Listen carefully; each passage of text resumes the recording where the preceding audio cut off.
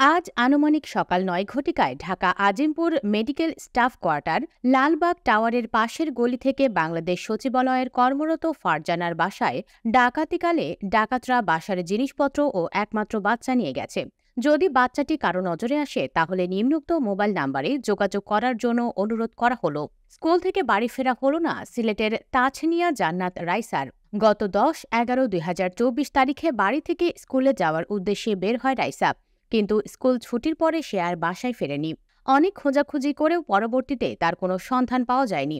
রাইসা মৌলভীবাজার জেলার বড়লেখা উপজেলার সতপুর গ্রামের স্থায়ী বাসিন্দা। রাইসার বাবার নাম আলী হোসেন আবু। কেউ যদি এই মেয়েটির সন্ধান পেয়ে থাকেন তাহলে নিম্নোক্ত নাম্বারে যোগাযোগ করার জন্য বলা হচ্ছে। সিলেটের বীরদল মাঝপাড়া গ্রামের নূর ইসলামের ছেলে শাফি আহমেদকে বিকাল ৪টা সিলেটের বন্দরবাজার থেকে পাওয়া যাচ্ছে না। কোনো সদয়বান ব্যক্তি পেয়ে থাকলে যোগাযোগ করুন।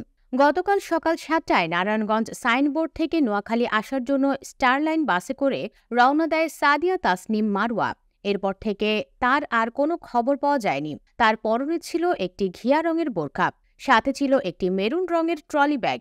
কোনো সহৃদয়বান ব্যক্তি তার খবর পেলে নিম্নোক্ত নাম্বারে জানানোর জন্য অনুরোধ করা হলো। বাবা হারা ছেলে সোহান ২০ দিন হয়ে গেছে, এখনো খুঁজে পাচ্ছেন না পরিবার। বাবা মারা যাওয়ার ২৮ দিনের মাথায় ছেলে নিখোঁজ। স্বামী সন্তান হারানোর শোকে মরণাপন্ন মমতাময়ী মা। আজ ১৯ দিন পার হয়েছে, তাকে এখনো পাওয়া যায়নি। আপনার সন্তান, ভাই, ভাগনা, ভাতিজা, ছেলে, পরিবারের কেউ সে হলে কি এড়িয়ে যেতে পারতেন? আল্লাহর ওয়াস্তে সবাই সবার কাছে সব জায়গায় শেয়ার করবেন এবং দোয়া করবেন। নাম আরাফাত আহমদ সোহান, পিতা মরহুম শাহিন আহমদ, উপজেলা বিয়ানীবাজার, জেলা সিলেট, ইউনিয়ন মোল্লাপুর, গ্রাম পাতন, বয়স ১৯। যদি কোনো হৃদয়বান ব্যক্তি কোনো খোঁজ পেয়ে থাকেন তাহলে দয়া করে এই নাম্বারে যোগাযোগ করবেন। ঘরগাঁও নিবাসী লিজা বেগম সকাল ১১টায় কিছু কেনাকাটার জন্য রবিবার বাজারে যায়। বিকাল পর্যন্ত বাড়িতে না যাওয়ায় তার মোবাইল নাম্বারে কল দিলে বন্ধ দেখায়। এরপর থেকে তাকে খুঁজে পাওয়া যাচ্ছে না। তার পরনে ছিল কালো বোরখা ছিল। যদি কোনো হৃদয়বান ব্যক্তি তার সন্ধান পান নিম্ন নম্বরে যোগাযোগ করবেন। গত কয়েকদিন ধরে সারা বাংলাদেশে, বিশেষ করে সিলেটে নিখোঁজের খবর সবচেয়ে বেশি পাওয়া যাচ্ছে।